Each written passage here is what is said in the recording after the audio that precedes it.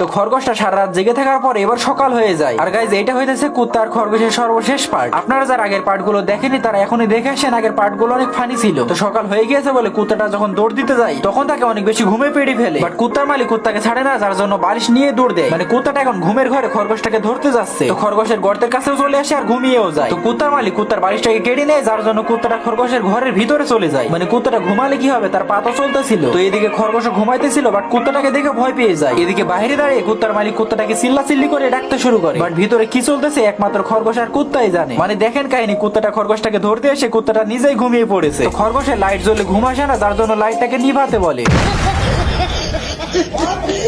Guys এটা হইতেছে হাঁস যে এখন গাছ কাটতেছে। আর এই হাঁসটা এমন একটা গাছ কাটতেছে যে গাছের ভিতরে কাঠবিড়ালের বসবাস ছিল। তো কাঠবিড়ালটার বউটা কাঠবিড়ালকে সবকিছু বলতে শুরু করে। তো কাঠবিড়ালটা সবকিছু শোনার পরে সবকিছু গুছিয়ে এই গাছের ভিতর থেকে চলে যাওয়ার বন্দোবস্ত করে।